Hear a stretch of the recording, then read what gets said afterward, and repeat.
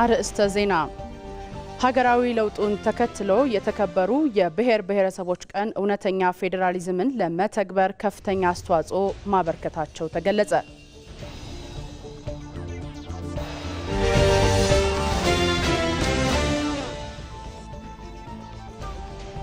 ታላቁ የኢትዮጵያ ህዳሴ ግድብ የአፍሪካውያንን የእድገት ምልክት መሆኑን የተለያዩ የአፍሪካ ሀገራት መሪዎች ቤተሰቦች ገለጹ።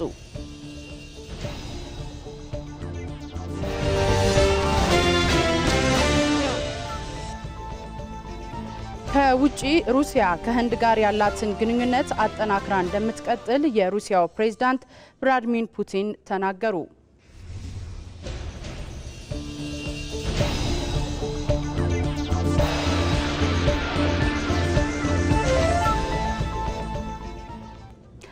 ጤና ይስጥልን ተመልካቾቻችን 7 ሰዓት ሆኗል። ከኢትዮጵያ ቴሌቪዥን የሰዓቱን ዜና ይዘን ቀርበናል። ተመልካቾች የዛሬውን ዜና በጥምረት ነው የምንመራው። ከዚህ ሸጎሌ አካባቢ ከሚገኘው ከዋናው ስቱዲዮ እኔ ሰናይት ብርሃኔ እንዲሁም 20ኛው የብሔር ብሔረሰቦችና ህዝቦች ቀን ከሚከበርበት ከማዕከላዊ ኢትዮጵያ ክልል ሆሳዕና ከተማ ባልደረባዬ ብሩክ ተስፋዬ የብሔር ብሔረሰቦች ቀን የተመለከቱ ዜናዎችን ያደርሰናል። ወደ ቀዳሚው ዜና አልፋለሁ።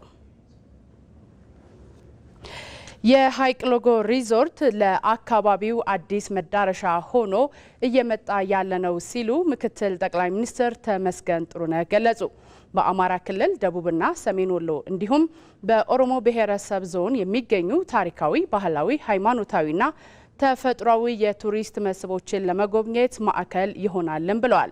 በጠቅላይ ሚኒስትር አብይ አህመድ ሀሳብ አመንጭነት በገበታ ለትውልድ እየተገነቡ ካሉ ሪዞርቶች አንዱ የሀይቅ ሎጎ ሪዞርት መሆኑን ምክትል ጠቅላይ ሚኒስትር ተመስገን ጥሩነህ አመላክተዋል።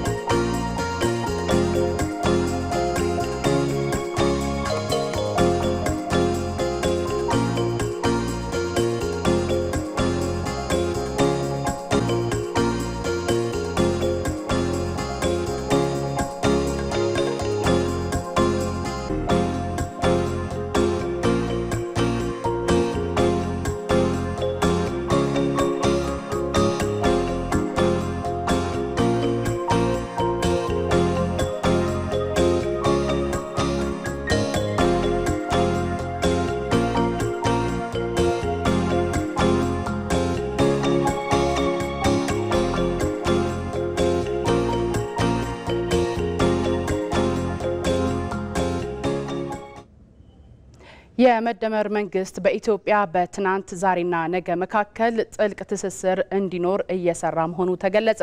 ትናንትን ከነገ ለማስተሳሰር የዛሬ ድልድይን መገንባት አስፈላጊ መሆኑ ተጠቁሟል። ሙሉ ግርማይ ዘመናት ቁጭት ብሶትና እንግርግሮ ምንጭ ሆኖ ትውልድን እየታዘበ እንዲሁ ሲፈስ ኖሯል። ኢትዮጵያ ከምድሯ በፈለቀው አባዩን ሳትጠቀም የበይ ተመልካች ሆና ሀብቷ በደጃፏ እያለፈ ዘመናትን ስትመለከት መኖሯ ታሪኳ ነው። ይህን የብሶት ዘመን ለመቋጨት ቆርጦ የተነሱ ኢትዮጵያውያን በትውልድ ቅብብሎሽ ውስብስብ ፈተናዎችን አልፈው ሕያው ምልክት ሆኖ ለትውልድ የሚመሰክር ገድልን መፈጸም ችሏል። ትናንት የተጀመረው ትልም በማስቀጠል ዛሬ ታሪክ መስራትና ለትውልድ አሻራ ማኖር በጉልህ ያሳየው ታላቁ የህዳሴ ግድብ አባይን ታሪክ አድርጎ ንጋትን የስልጣኔ አሻራ በማድረግ የትውልዱን ታሪክ ሳሪነት ከገለጡ ስራዎች መካከል በቀዳሚነት ይጠቀሳል። ታሪክ ይፈሳል፣ ይሰለጥን ዘንድ ስራ ይጠይቃል። ካልሰራን ስልጣኔ አይመጣም። አባይ ታሪክ ነው፣ ንጋት ግን ስልጣኔ ነው። ንጋት ታሪክ በማውራት ብቻ ሳይሆን ታሪክ በመስራት ጭምር ያገኘነው ድል ነው። ደጋግመን እንደዚህ ያለውን ስራ ብንሰራ ታሪክ ብቻ ሳይሆን ስልጣኔን መጎናጸፍ፣ ማቆየት፣ ማሸጋገር እንችላለን ማለት ነው። ዘመናዊ ኢትዮጵያ መፈጠር ማዕከላቸውን በተለያዩ ስፍራዎች ባደረጉ ስርወ መንግስታትና ጥንታዊ ስልጣኔዎች ቅብብሎሽና ውህደት ነው። በኢትዮጵያ ትናንት ዛሬና ነገ መካከል ባለው አሰባሳቢና አስተሳሳሪ እይታ መመስረትም የመደመር መንግስት የታሪክ አረዳድ ነው። እሳቤውም በኢትዮጵያ ትናንት ዛሬና ነገ መካከል ያለው ሚዛን በልኩ ማየት ላይም የተመሰረተ ነው። የመደመር እሳቤ ካለፈው ተምረንና አርመን መማር ብቻ አይደለም፣ የሚስተካከለውን አርመን በዛሬው ተጠቅመንና ተመስርተን የነገውን የምንሰራበትና የምንረዳበት መነጽር ነው። ትናንትናን እማራለሁ፣ አርቃለሁ ይላል። ዛሬን እጠቀማለሁ፣ እሰራለሁ፣ ፋውንዴሽን ተዋለሁ ይላል። ነገን ለልጆቼ አልቄ አሻሽዬ የተሻለ የስልጣኔ ፋውንዴሽን ሰጣቸዋለሁ ይላል። ይህን የማይቀበል የትኛውን መንግስት ኢትዮጵያ ውስጥ ሰርቫይቭ ማድረግ አይችልም። በኢትዮጵያ ፖለቲካ ታሪክ ስርዓቶች በተለዋወጡ ቁጥር አፍርሶ መጀመር አሊያም ደምስሶ የመቅዳት የትናንትና አባዜን ማስቀረትም የመደመር መንግስት አዲሱ እሳቤ ነው። ተቋማትን አፍርሶ ከመገንባት ይልቅ በሀገር በቀል እሳቤ ራሳቸውን አድሰውና ተጠናክረው እንዲቀጥሉ ማድረግም ባለፉት ዓመታት ከታዩ ስራዎች መካከል ተጠቃሽ ነው። ያለፈውን ማፍረስ፣ ያለፈውን ማንቋሸሽ፣ ያለፈውን መጣል እንደ ግብ የያዘ ኃይል ነገን ሊሰራ ይችላል ወይ? እየደመሰሱ አዲስ መቅዳት ያዋጣል ወይ? ብልጽግናን፣ ልማትን፣ ለውጥን፣ እኩልነትን፣ አብሮ ማደግን ግብ ያላደረገ ማንኛውም ኃይል አሁን ካለንበት ወደሚቀጥለው ደረጃ ሊወስደን ይችላል ወይ? እነዚህ ለመመለስ ስልቶቻችንን ማየት ያስፈልጋል። ስልቶቻችን አንደኛው የፈጠራ መንገድ ነው። ሁለተኛው የፍጥነት መንገድ ነው። ሶስተኛው የዝላይ መንገድ ነው። ኢትዮጵያ በዘመን መካከል ቀደምት መሆኗና የስልጣኔ ማማ ላይ ደረሰችበት ጊዜ የታሪኩ አካል ነው። የሆነና ከዓለም ሀገራት ወደ ኋላ መቅረቷ፣ መንሸራተቷና መዘግየቷም ሌላኛው የታሪክ ገጿ ነው። ትናንትን ከነገ ለማስተሳሰርም የዛሬን ድልድይ መገንባት አስፈላጊ ያደረገውም ለዚሁ ነው። ከትናንት እውነት ተምሮ ለማረምም ዛሬ ላይ መፍጠንና መዝለል በስራዎች ውስጥ ሊገለጡ የሚገባቸውም ነው። ትናንትን ከዛሬና ከነገ ጋር ተደማሪ በማድረግ ኢትዮጵያ ካለችበት አረንቋ በማውጣት ስልጡን መር ለማድረግም የመደመር መንግስት የያዘው መንገድ ነው። የትናንት ታሪክን ከመዘከር ተሻግሮ ታሪክ ወደ መስራት መሸጋገር በተለያዩ ስራዎች እየተገለጠም ይገኛል። የመደመር መንግስት በስልጣኔ ጎዳና ስብራትን መጠገን፣ ለሚቀጥለው ጉዞ መሰረት መጣልና ስልጣኔን ለማስቀጠል አቅጣጫ መቀየስም የቆመበት ሐሳብ ነው። በሐሳብ ፖለቲካ ታሪክን እንደ ትምህርት በመውሰድ ታሪክ ሰሪ የሆነ ሐሳቤንም ይከተላል። ትናንትን ከነገ ለማስተሳሰር የዛሬን ድልድይ በመገንባት የታሪክ አሻራ ማኖር አስፈላጊ ነው ሲሉ የታሪክ ተመራማሪው ታምራት ኃይሌ ገለጹ። ዶክተር ታምራት ከኢቲቪ 57 ዜና ጋር በነበራቸው ቆይታ የመደመር መንግስት በኢትዮጵያ ትናንት ዛሬና ነገ መካከል ጥልቅ ትስስር ያለው እሳቤን የሚከተል ነው ብለዋል። የመደመር መንግስት ታሪክን እንደ ሂደት እንደሚከተል ጠቅሰው ትናንትን ከነገ ለማስተሳሰር የዛሬን ድልድይ በመገንባት የታሪክ አሻራን ማኖር እንደሚያስፈልግም አመላክተዋል። የመደመር መንግስት ዋናው እሳቤው ታሪክ ትናንት ላይ ብቻ አልቆመም። ዛሬ ደግሞ ከሀብ ተብሎ ወይም ከዜሮ የሚጀመር አይደለም፣ ሂደት ነው የሚል ነው። እንግዲህ ዋናው ትልቁ እሳቤው ሂደት መሆኑ እንደተጠበቀው ነው። ይህን ሂደት ግን ዝም ብሎ የሚቀበለው አይደለም። የመደመር መንግስት እሳቤ ሂደቱን ራሱ ሂሳዊ በሆነ መንገድ ነው የሚመለከተው። ይህ በመሆኑ ምክንያት መገለጫዎቹ ምንድናቸው? ከትላንት መልካም ነገሮችን የመውሰድ በጎ ያልሆኑትን ደግሞ ማረምና ትምህርት ወስዶ እንዳይደገሙ እንዳይደገሙ መስራት ነው መገለጫዎቹ ማለት ነው። የታሪክ ተመራማሪው ህብረ ብሔራዊ አንድነታችንን ይበልጥ ለማጎልበት ከፋፋይ ትርክትን ወደ ጎን በመተው አሰባሳቢ ትርክትን መገንባት እንደሚያስፈልግም ገልጸዋል። ቀደም ሲል የነበሩት የታሪክ አረዳዶች ኢትዮጵያ ያለፈችባቸውን የታሪክ ሂደቶች የአንድ ወገን የአንድ ዘመን የአንድ መንግስት ብቻ አድርጎ የመውሰድ ነበር እና እሱን ተከትሎ ደግሞ ነጠላ የሆኑ ትርክቶች የገነገኑበት ነበር። በዚህ ምክንያት ልዩነቶች የሰፉባቸው ነበሩ። ይሄ መደመር መንግስት ግን እነኚህን እንደ ነጠላ እና የተወሰነ ስፍራ የተወሰነ ጊዜ የተወሰነ ስብስቦች ታሪክ ብቻ ነው የተባሉትን ልዩነቱ ላይ ሳይሆን የሚያሰባስበው አንጓ ላይ በማተኮር የሚያሰባስባቸው መሆኑን በማሳየት ለሀገር መንግስት ግንባታ ትልቅ ሚና እየተጫወተ እንቀጥላለን። ተመልካቾቻችን አሁን ደግሞ ቀደም ብለን ወደ አስተዋወቅናችሁ ወደ ሆሳና ጊዜያዊ ስቱዲዮ ነው የምናቀናው። ሆሳና ስቱዲዮ የሚገኘው ባልደረባችን ብሩክ ተስፋዬ ደግሞ የብሔር ብሔረሰቦች ቀን የተመለከቱ ዜናዎችን ያካፍለናል። ብሩክ እንደምን ውለሃል? ሆሳና እንግዲህ 20ኛውን የብሔር ብሔረሰቦች ቀን በሀገር አቀፍ ደረጃ ታከብራለች። የብሔር ብሔረሰቦች ቀን የተመለከቱ ዜናዎችን ማቅረብ መቀጠል ትችላለህ።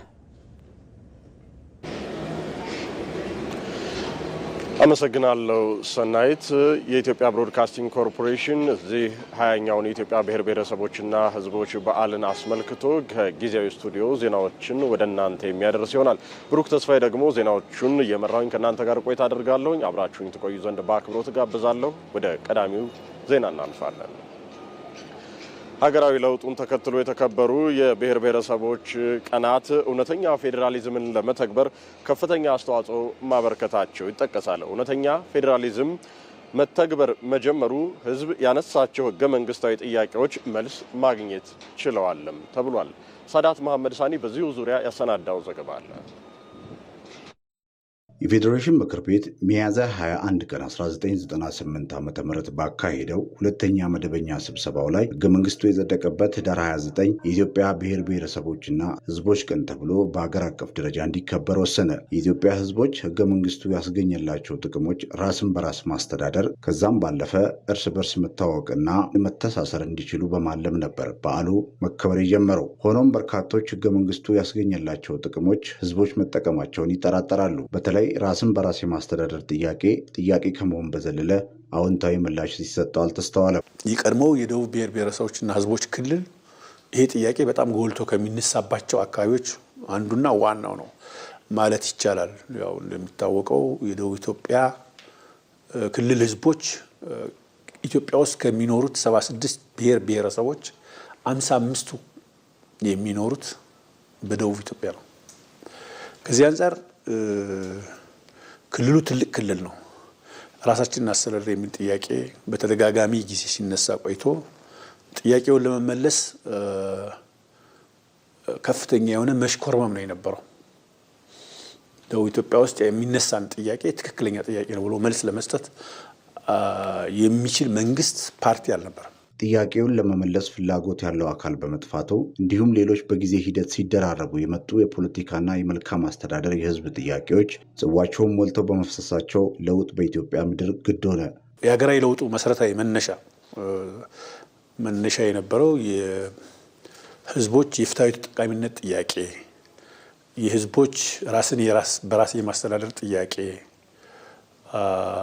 የህዝቦች የመወከል ጥያቄ፣ በፌዴራል ስርዓቱ እኩል የመስተናገድ ጥያቄዎች አገራዊ ለውጡ እንዲመጣ ምክንያት ሆኑ። በተለይም የህዝቦች ራስን እድል በራስ የመወሰን ጉዳይ፣ ራስን በራስ የማስተዳደር ጉዳይ ክሪቲካል ጥያቄ። ሀገራዊ ለውጡን ተከትሎ የተከበሩ የብሔር ብሔረሰቦች በዓሉ የሚከበርበትን ዋነኛ ምክንያት በትክክል ያረጋገጡና የህዝቦችን ህገ መንግስታዊ መብቶች የተከበሩበት በዓል እንደነበረ የፌዴሬሽን ምክር ቤት አፈ ጉባኤ ይናገራሉ። ባለፉት 7 የለውጥ ዓመታት በዓሉ በድምቀት እውነተኛ ፌዴራሊዝምን ህዝቦች እንዲያጣጥሙ በእኩልነት ላይ የተመሰረተ ፌዴራሊዝም በክልሎች መብት ላይ ያለምንም ጣልቃ ገብነት ክልሎች ራሳቸውን የሚያስተዳድሩበት ሀብታቸውን የሚመሩበት የክልላቸውን እምቅ ሀብት የሚያውቁበት ባወቁበት ልክ ልማት የሚያረጋግጡበት ሁኔታ በተረጋገጠበት የለውጥ ዓመታት የተከበሩት በዓላት በጣም ትርጉም ያላቸው ናቸው። ባለፉት በተለይ ደግሞ በስድስተኛው የፓርላማ ዘመን ያካሄድናቸው 5ቱ የብሔር ብሔረሰቦች በዓላት በየጊዜው እድገት እያሳዩ የመጡ ናቸው። የዘንድሮ 20ኛው ብሔር ብሔረሰቦች ቀን በማዕከላዊ ኢትዮጵያ ሆሳዕና ከተማ የሚከበር ሲሆን የክልሉ ርዕሰ መስተዳደር እንደሻው ጣሰው የዘንድሮ በዓል ጥያቄዎች ህገ መንግስታዊ ስርዓት ተከትለው የተፈቱለት ህዝብ መካከል ከመከበሩን ባሻገር እንደ ሀገር ከተስፋ ብርሃን ወደሚጨበት ተስፋ የተሸጋገርንበት ወቅት በመሆኑ ልዩ ያደርገዋል ብለዋል። የጋራ ትርክትን በምንገነባበት ወቅት የሚከበር በዓል ስለሆነ ይበልጥ ለሱ ግብአት ይሆናል። የምክክር አጠቃላይ ሀገራዊ ምክክሩ ቅርጹና ይዘት እየያዘበት ወቅት ያለ ስለሆነ ለሱም ግብአት ይሆነናል ብለን ነው የምናስበው።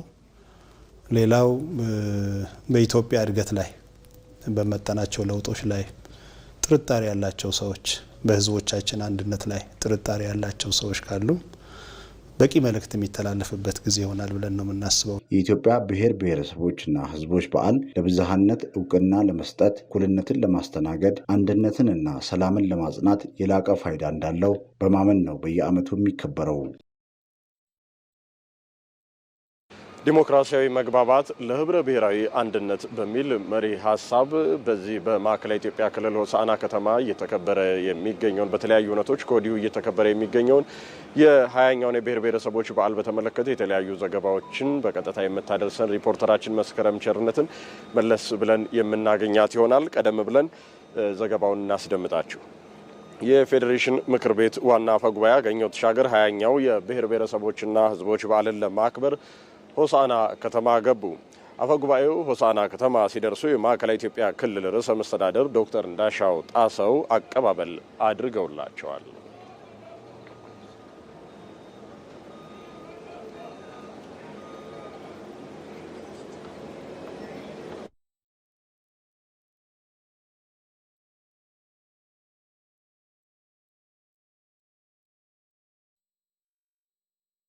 ተከታተለች ያለችው ሪፖርተራችን መስከረም ቸርነት በቀጥታ መስመራችን ላይ ነው የምትገኘው። መስከረም እንዴት ውለሻል? እስኪ የአፈ ጉባኤውን አገኘሁ ተሻገርን ሆሳዕና ከተማ ሲደርሱ የተደረገላቸው አቀባበል ምን መልክ ነበረው? አጠቃላይ ያሉ ዝግጅቶች ሁነቶችን ማስመልክተሽ መረጃዎችን አጋሪ።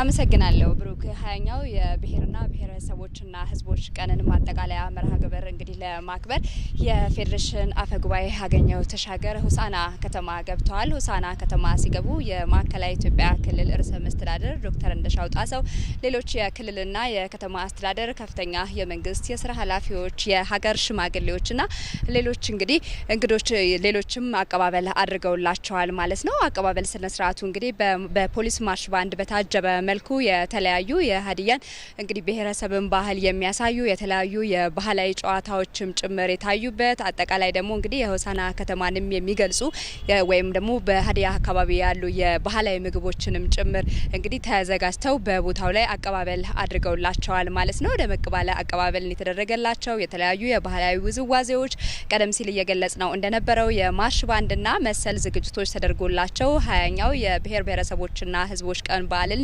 ማጠቃለያ መርሃ ግብር ለማክበር እንግዲህ ሆሳዕና ከተማ ገብተዋል ማለት ነው። እንግዲህ ሆሳዕና ከተማ እንደሚታወቀው እንደ አጠቃላይ ማዕከላዊ ኢትዮጵያ ክልል የ20ኛው ብሔር ብሔረሰቦችና ህዝቦች ቀን በዓልን እንግዲህ በተለያዩ በክልል ደረጃም የተለያዩ መርሃ ግብሮች ሲካሄዱ እንደነበረ ይታወቃል። ከ25 ጀምሮ ደግሞ በፌዴሬሽን ምክር ቤት እንግዲህ አስተባባሪነት እንዲሁም ደግሞ በሆሳዕና ከተማ አዘጋጅነት የተለያዩ መርሃ ግብሮች እየተካሄዱ ነበረ። አሁን ደግሞ እንግዲህ የምንገኘው ከዛሬው ቀጥሎ እንግዲህ አንድ ቀን ብቻ ነው የቀረን ማለት ነው። 20ኛው የብሔርን ብሔረሰቦችና ህዝቦች ቀን በዓልን ለማክበር የተለያዩ እንግዲህ ታዳሚዎች ገብተው በዓሉን ለማክበር እየገቡ ወደ ሆሳዕና ከተማ ነው የሚገባው። አሁን እንግዲህ ቀደም ሲል ከጥቂት ሰዓታት በፊት የፌዴሬሽን ምክር ቤት አፈ ጉባኤ አገኘሁ ተሻገር ገብተዋል ብናል። ከዚህ በመቀጠልም የተለያዩ ሚኒስትሮች፣ ከፍተኛ የመንግስት የስራ ኃላፊዎችና ጥሪ የተደረገላቸው እንግዶች እንዲሁም አጠቃላይ በዓሉን ለማክበር የሚመጡ እንግዲህ የተለያዩ ብሔር ብሔረሰቦችና ህዝቦች ወደ ሆሳዕና ከተማ ይገባሉ ማለት ነው። አሁንም እንግዲህ ከተማዋ ድምቅ ባለ መልኩ የተለያዩ ባህል አልባሳትን የለበሱ ብሔራቸውን የመጡበትን ብሔረሰብ እንግዲህ ወካይ በሆነ መልኩ በሚያሳይ መልኩ ከተማዋ ድምቅ ብላ እንግዲህ እያሳለፈች ነው የምትገኘው። ዋዜማ ላይ የምንገኘው ማለት ይቻላል። እኛም በቀጣይ ደግሞ የሚኖሩን መረጃዎችን የምናደርሳቸው ነው የሚሆነው ማለት ነው። ዛሬ እንግዲህ ቀኑ በተለይ ለማዕከላዊ ኢትዮጵያ ክልል እንደመከበሩ በማዕከላዊ ኢትዮጵያ ክልል ላይ ትኩረት የሚያደርግ እንደሆነም ይታወቃል። ሌሎች መረጃዎችንም ከዚህ ጋር በተያያዙ የምናደርሳቸው ይሆናል። ለሰዓቱ ግን ያስኳቸው መረጃዎች ብሩክ እነዚህ ናቸው። መስከረም ቸርነት ለመረጃዎችሽ እጅግ አድርጌ አመሰግናለሁኝ። ባለሽበት መልካም ጊዜ። የ20ኛው የብሔር ብሔረሰቦችና ህዝቦች በዓልን ለማክበር ሆሳዕና ከተማ የገቡ የተለያዩ ብሔር ብሔረሰብ ተወካዮች በተደረገላቸው አቀባበል መደሰታቸውን ገለጹ። አስተያየታቸውን ለኢቲቪ የሰጡ የተለያዩ የብሔረሰብ ተወካዮች ሆሳዕና ከተማ ሲገቡም ሆነ በመንገዳቸው የነበሩ አካባቢዎች ላይ በወንድማማችነት ስሜት አቀባበል ተደርጎልናል ብለዋል። አስተያየታቸውን ያሰበሰበችው መስከረም ቸርነት ናት።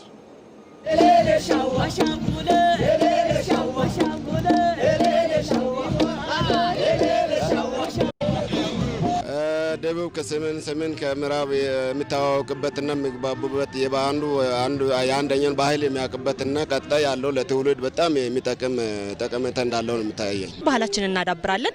ብዙ እርስ በርስ የባህል ልውውጥ ነው የምናደርገው እዚህ ጋር እና ኢትዮጵያ መልክ ነው እንዳልኩሽ የምናየው። በጣም ደስ የሚል ነገር ነው። አንዱ ያንዱን ባህል ሼር በመደራረግ አንዱ ያንዱን ሁሉም ነገር ባህላችን የምናውቀው የምንታወቀው በእንደዚህ አይነት ቦታ ነውና ይሄ ነገር ተጠናክሮ ቢቀጥል የሚለው ነገር ነው። በጣም ወንድማማችነት እህትነትን በሚያሳይ መንገድ አቀባበሉ በጣም ደስ የሚል ነበር። በየአንድ 30 ደቂቃ ልዩነት ነው እየወረድን ከሌሎች ህዝቦች ጋር ባህላቸው ወጋችንም እያሳየን የነሱንም ያየን በደንብ ተስተናግደን ያው ማታ ገብተናል። ኢትዮጵያ እኔ እንጃ በቃ ቃላት ያንሰኛል ለመግለጽ ማለት ነው። ብሔር ብሔረሰቡ በጣም ደስ የሚል ነው። ሁሉም በቃ የየባህሉን ሲያንጸባርቅ ደስ የሚል ነገር አለው በጣም እንዲህ አይነት ደግሞ ህዝባዊ ባህል አብሮነትን ያጠናክራል፣ አንድነትን ያጠናክራል። ኢትዮጵያ ባህላችንን በዓለም ደረጃ ለማስተዋወቅ ይረዳናል። እጅግ በጣም ደስ የሚልና ለመላመድ ባህልን እሴትን ለመጋራት ይጠቅማል። ከዛም ባሻገር ደግሞ አንዱ አንዱን እሴት ባህልን፣ ሃይማኖትን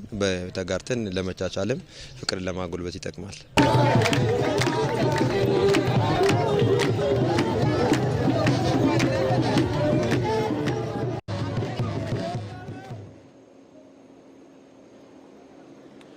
የብሔር ብሔረሰቦችና ህዝቦች ቀን ህብረ ብሔራዊ አንድነት ወንድማማችነትና እህትማማችነትን የሚፈጥር ትስስርን የሚያጠናክርና የወል ግንዛቤን የሚፈጥር ነው ሲሉ የአዲስ አበባ ወጣቶች ገለጹ። ወጣቶቹ ከሚለያዩ ይልቅ አንድ በሚያደርጉ ጉዳዮች ላይ ትኩረት ማድረግ ይገባልም ብለዋል። አስተያየታቸውን ሰናይት ብርሃን ያሰባስባቸዋለች። እንደሚከተለው እንመልከት። ብሔር ብሔረሰቦች ማለት ሁሉም ሰው እኩል መሆናችንን አንዱ ካንዱ እንደማያንስ እንደማይበልጥ የምናሳይበት ማሳያችንም ነው። ለአንድ ሀገር እድገት ለአንድ ሀገር ለውጥ ያው የብሔር እኩልነትን በውስጣችን ይዘን እያስቀጠልን ነገሮችን ለሀገር እድገት ብንጠቀማቸው የተሻለ ነው። የብሔር ብሔረሰቦችና ህዝቦች ክብረ በዓል ዋናው ዓላማ ህብረ ብሔራዊ አንድነትን፣ አብሮነትን፣ ወንድማማችነትን፣ እህትማማችነትን የሚረዳ እችን ሀገር ያለ ልዩነት የሚያሻግር ወጣት ትውልድ መገንባት ነው። አንድ ሀገር ነው ያለችን። ነገር ግን 80 እና ከዛ በላይ ደግሞ ውበቶቿ ጭምሮች አሉ ማለት ነው። እነሱን ይዘን ስንሻገር ሀገር የምትባለውን ኢትዮጵያን ይዘን እንነሳለን ማለት ነው። አንድነታችን ነው ይበልጥ ለኛ የሚጠቅመን።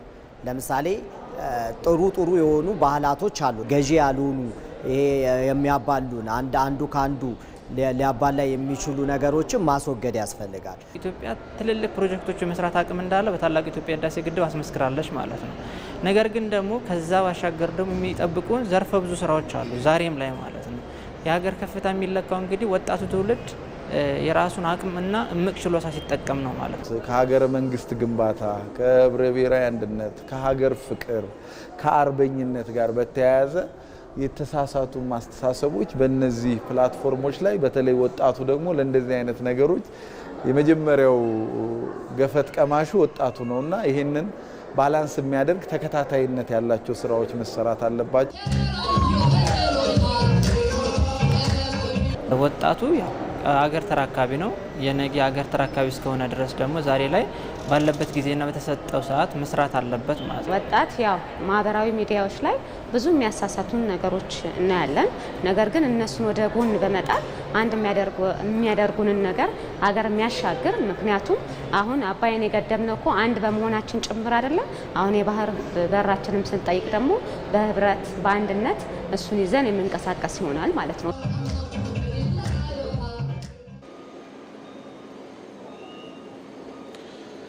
ክቡራትና ክቡራን ተመልካቾቻችን ከኢትዮጵያ ብሮድካስቲንግ ኮርፖሬሽን 20ኛውን የኢትዮጵያ ብሔር ብሔረሰቦችና ሕዝቦች በዓልን የተመለከቱ ዘገባዎቻችን ከማዕከላዊ ኢትዮጵያ ክልል ሆሳዕና ከተማ የኢቢሲ ጊዜያዊ ስቱዲዮ የነበሩት ዜናዎቻችን እነዚህ ነበሩ። ዜናዎቹን በመምራት ብሩክ ተስፋዬ ከእናንተ ጋር ቆይታ አደረግኩኝ። አሁን ወደ ዋናው የኢቢሲ ስቱዲዮ ሰናይት ብርሃኔ ተጠብቃችኋለች። ወደዚያው እናምራ። ሰናይት መረከብ ትችላለሽ። አመሰግናለሁ ብሩክ። መልካም ቀን ይሁንልህ።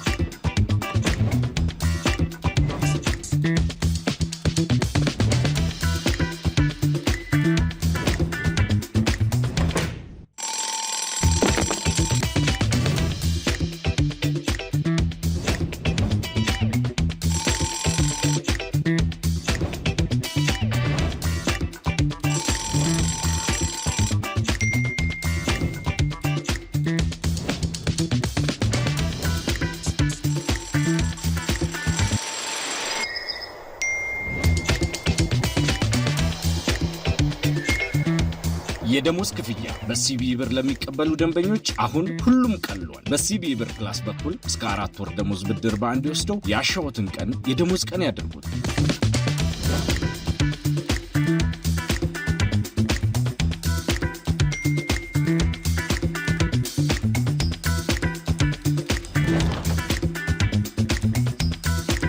የኢትዮጵያ ንግድ ባንክ ሁሌም የሚተማመኑበት ባንክ።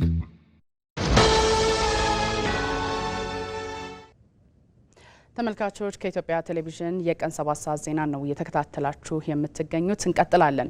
ልዩነትን በምክክርና በስምምነት መፍታት የሰለጠነና ዘመኑ የሚጠይቀው ውጤታማ መንገድ መሆኑ ተገለጸ። በአማራ ክልል በፋኖ ኃይሎች መካከል የተፈረመው ዘላቂ ሰላም ስምምነት ልዩነትን በሰለጠነ መንገድ በውይይትና ድርድር የመፍታት ብቸኛ አማራጭን ያመላከተና ሌሎችም ሊከተሉት የሚገባ መንገድ መሆኑን የኮምቦልቻ ከተማ ነዋሪዎች ገለጹ። ራሄል ፍረው የኮምቦልቻ ከተማ ነዋሪዎችን አነጋግራ የሚከተለውን አዘጋጅታለች። በተለይ ፋኖ እና ክልሉ መንግስት ሲታረቁ በቲቪ አይተናል።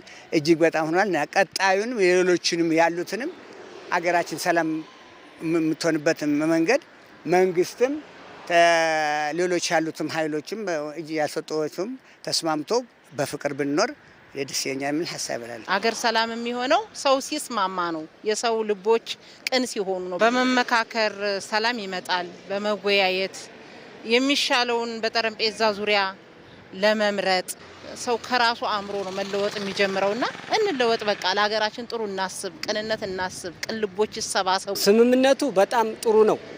ለህዝባችን በጣም እፎይታ ያለው ነገር ነው። መንግስትም ያው ተደጋጋሚ ጥሪ ሲያደርግ በነበረው ሁኔታ ይታወቃል። አሁንም ያንን ተንተርሶ ሰላሙን ያው ስምምነቱን በማድረጉ በጣም ደስ ብሎናል። ሁላችንም እንፋቀር፣ ፍቅር ይበልጣል፣ ከጸብ ፍቅር ይበልጣል።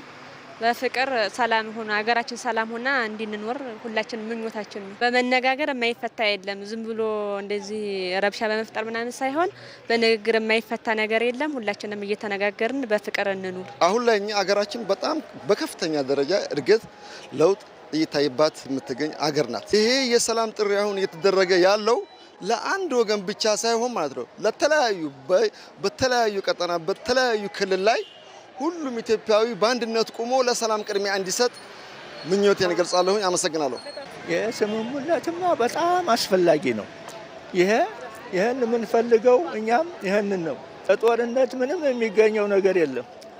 ወንድሙን፣ አባቱን፣ እህቱን መጉዳት እንጂ ጦርነት ምንም ትርፍ የለው። ሰላም፣ በሰላም መመካከር፣ አባቶች፣ ወንድሞች፣ ትናንሾች፣ ህፃኖች፣ የሃይማኖት አባቶች መደመጥ አለባቸው። እነሱን የሚመክሩትን መስማት ያስፈልጋል። ታላቁ የኢትዮጵያ ህዳሴ ግድብ የአፍሪካውያን የእድገት ምልክት መሆኑ ተገለጸ። በአፍሪካ ህብረት ምስረታ ወቅት አስተዋጽኦ ያበረከቱና በፓን አፍሪካኒዝም ንቅናቄ ሚናቸው ስመጥር የሆኑ የተለያዩ የአፍሪካ ሀገራት መሪዎች ቤተሰቦቻቸው ታላቁ የኢትዮጵያ ህዳሴ ግድብን እየጎበኙ ነው።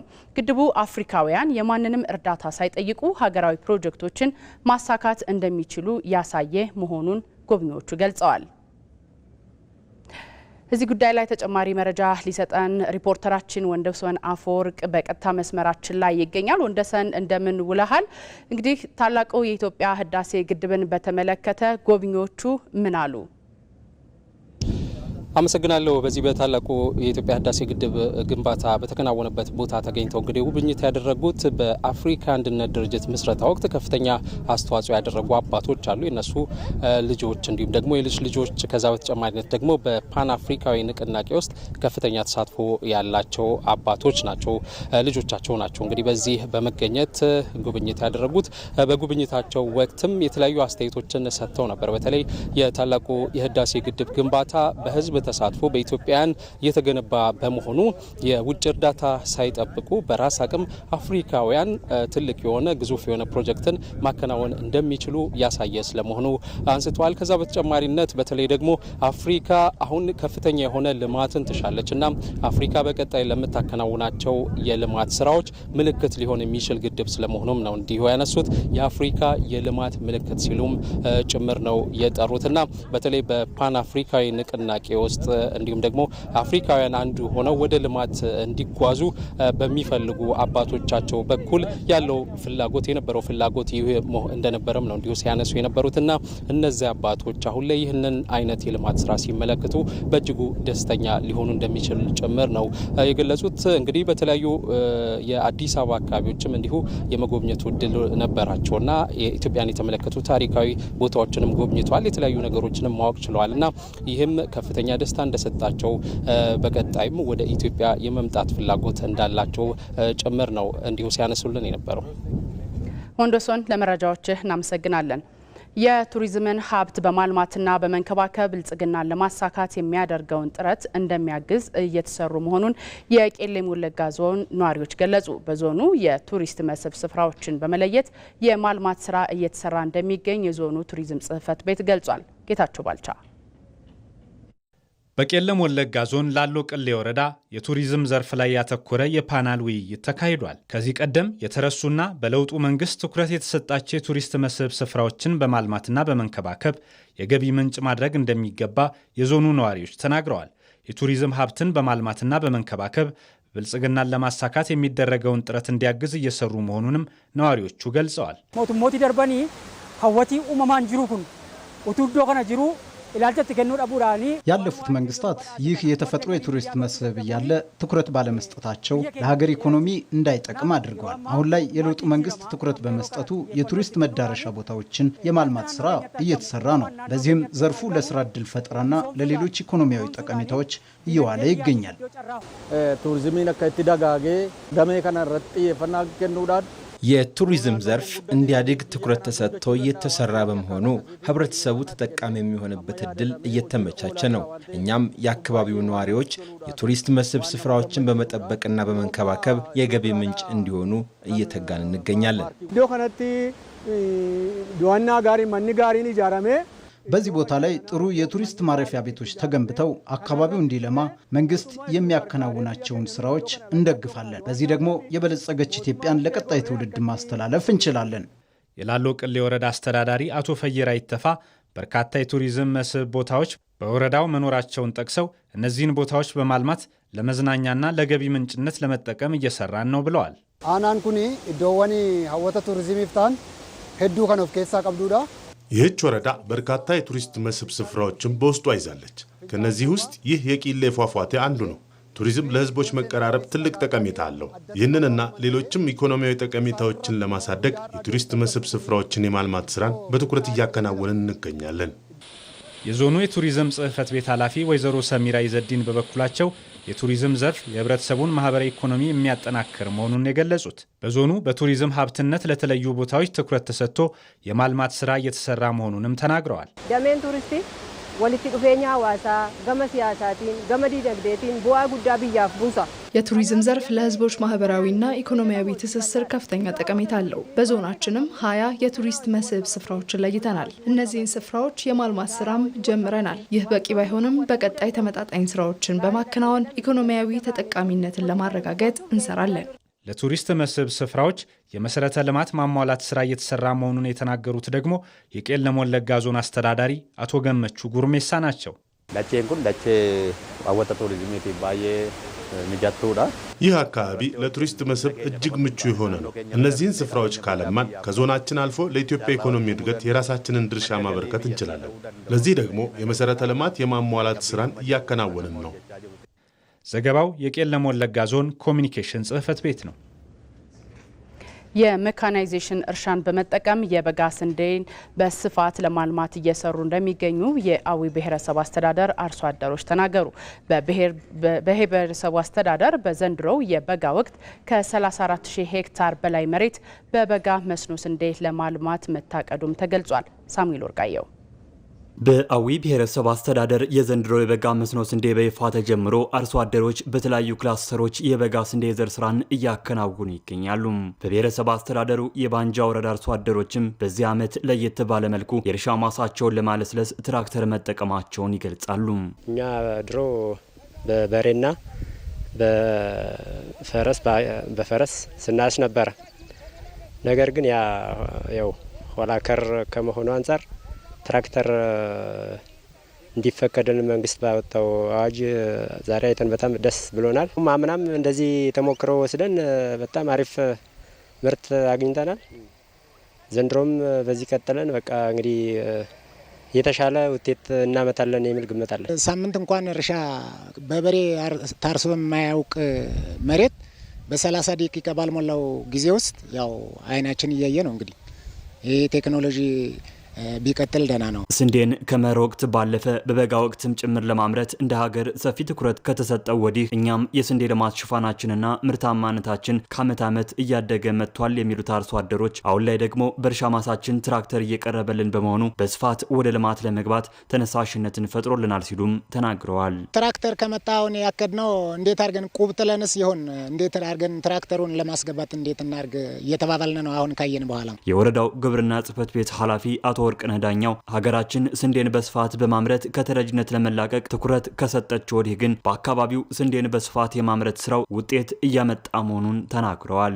በ800 ሄክታር የተጀመረው የስንዴ ልማት በዚህ ዓመት ወይም ደግሞ በ2018 ወደ 3700 ሄክታር በ41 ክላስተር በማደራጀት አርሶ አደራችንን በዘላቂነት የስንዴ ልማት ጉዳይ የማምረት ብቻ ሳይሆን የሉዓላዊነትም ጉዳይ መሆኑን ተረድቶ በሰፊው እየሰራ እንገኛለን። በብሔረሰብ አስተዳደሩ በተያዘው የበጋ ወቅት ከ34,000 ሄክታር በላይ መሬት በበጋ መስኖ ስንዴ እንደሚሸፈን የገለጹት ደግሞ የአዊ ብሔረሰብ አስተዳደር ግብርና መምሪያ ኃላፊ ቤዛዊት ጌታሁን ናቸው። ቴክኖሎጂዎችን እየተጠቀምን እንገኛለን። በ2 ዓመት ውስጥ በሬን ለማድለብ እንጂ ለእርሻ መጠቀም እናቆማለን።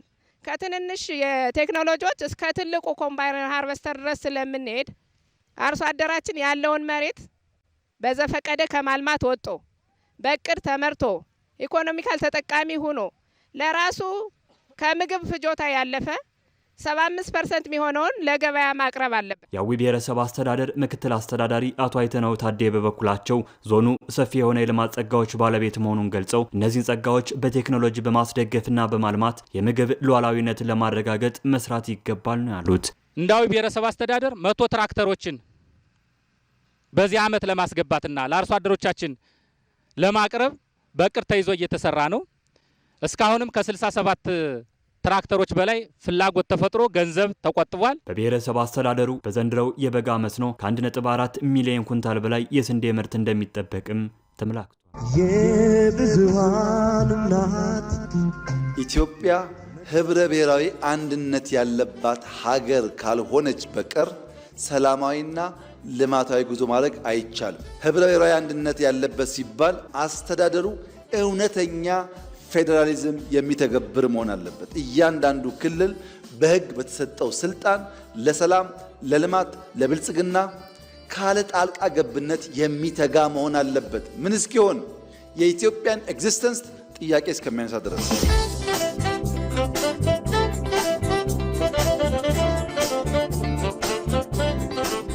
ቋንቋ ብዝሃ ልሳን የሚያስተናግድ መሆን አለበት።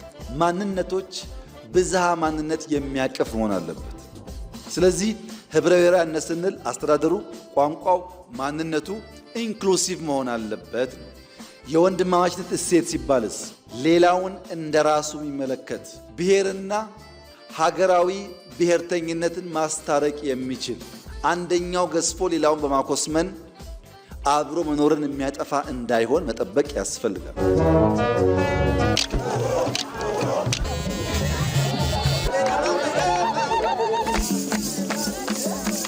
እንደ አባይ ከተደመር በህብረ ብሔራዊነት አብረን በአንድ ቦይ መጓዝ ከመረጥን፣ ሰላምን ካስቀደምን ኢትዮጵያ በዓለም መድረክ ታላቅ ሀገር ሆና ብልጽግናን ለልጆቿ ማሸጋገር እንድትችል እያንዳንዱ ዜጋ አላፊ መሆኑን ተገንዝቦ የማያልፍ ታሪክ፣ የማያልፍ አሻራ፣ የማያልፍ የተግባር ስራ ሰርቶ ማለፍ እንዲችል ጥሬን ማስተላለፍ እፈልጋለሁ።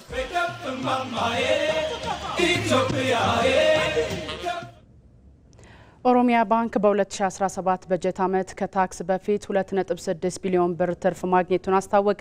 ይህም ካለፈው ዓመት የ155 በመቶ ጭማሪ ያሳየ መሆኑን ባንኩ ገልጿል። ባንኩ 16ኛውን ዓመት የባለ አክሲዮች ጠቅላላ ጉባኤ አካሂዷል። የባንኩ አጠቃላይ ተቀማጭ ገንዘብ 7.9 ቢሊዮን ብር እንዲሁም ጠቅላላ ሀብቱ ደግሞ ከ85 ቢሊዮን ብር በላይ መሻገሩን የኦሮሚያ ባንክ የዳይሬክተሮች ቦርድ ዋና ሰብሳቢ ዶክተር አሰፋ ስሜ ተናግረዋል። የባንኩ አጠቃላይ ተቀማጭ ገንዘብ መጠን ባለፈው ዓመት ተመሳሳይ ወቅት ከነበረው ብር 56.4 ቢሊዮን በ26 በመቶ በማደግ 70.9 ቢሊዮን ብር ደርሷል። የተቀማጭ ሂሳባችን ዲፖዚት አካውንት በ22 በመቶ በማደግ 6.9 ሚሊዮን ደርሷል። ጠቅላላ ወጪው 9.8 ቢሊዮን ብር ሲሆን ከቀዳሚው ዓመት የ15 በመቶ ጭማሪ አሳይቷል። ይህ አፈጻጸም በዲሲፕሊንና በጥበብ ከተመራው የወጪ አስተዳደር ጋር ተዳምሮ ከታክስ በፊት 2.6 ቢሊዮን ብር አጠቃላይ ትርፍ አስገኝቷል። ይህም ካለፈው ዓመት 1 ቢሊዮን ብር አንጻር የ155 በመቶ ከፍተኛ ጭማሪ አሳይቷል። እንደ ሪፖርተራችን ኤዶም አማረ ዘገባ ከ17 ዓመት በፊት የባንኩን ኢንዱስትሪ የተቀላቀለው ኦሮሚያ ባንክ በተለይም በገጠራማ አካባቢዎች ተደራሽነቱን እያሰፋ መሆኑን የባንኩ ዋና ስራ አስፈጻሚ ተፈሪ መኮንን ተናግረዋል። ባንካችን 13ኛ ባንክ ሆኖ ወደ ባንክ ኢንዱስትሪ ሲቀላቀል የነበሩ 634 ቅርንጫፎች እነሱም ቢሆኑ ከተማ ነው የነበሩት። ማህበረሰባችን ደግሞ በብዛት ገጠር ነው የነበረው። እንዴት አድርገን ተደራሽ ማድረግ እንዳለብን ነበር ትጋቱ የነበረውና ይሄ ታሪክ ዛሬ ተቀይሯል። በቅርንጫፍ ተደራሽነት የፋና ወጊነት ችቦን የለኮሰው ባንካችን ነው ማለት ነው። ከውጪ ሩሲያ ከህንድ ጋር ያላትን ግንኙነት አጠናክራ እንደምትቀጥል የሩሲያው ፕሬዝዳንት ቭላዲሚር ፑቲን ተናገሩ። ፕሬዝዳንቱ ይህንን ያሉት ከሰሞኑ በህንድ ጉብኝት እያደረጉ ባሉበትና ከሀገሪቱ ጠቅላይ ሚኒስትር ናሬንድራ ሞዲ በተለያዩ ጉዳዮች ውይይትና ስምምነት ማድረጋቸውን ተከትሎ ነው። ፑቲን ህንድ በቀጣይ ከሩሲያ በዘላቂነት ነዳጅ ታገኛለች ያሉ ሲሆን በሰላምና ጸጥታ፣ በንግድና ኢንዱስትሪና ቴክኖሎጂን ጨምሮ ሌሎች ስምምነቶችን ማድረጋቸው ተገልጿል። የህንዱ ጠቅላይ ሚኒስትር ናሬንድራ ሞዲ በበኩላቸው በህንድና በሩሲያ መካከል ያለውን ግንኙነት አሁን ካለበት የበለጠና በጋራ ጥቅሞቻችን ላይ መሰረት አድርገን ግንኙነታችንን ለማጠናከር እንሰራለን ብለዋል። ፕሬዚዳንት ቭላዲሚር ፑቲን የስራ ጉብኝት ለማድረግ በህንድ ኒው ዴሊ የተገኙት ከ4 ዓመታት በኋላ መሆኑን የውጭ መገናኛ ብዙሃን በስፋት እየዘገቡት ይገኛሉ።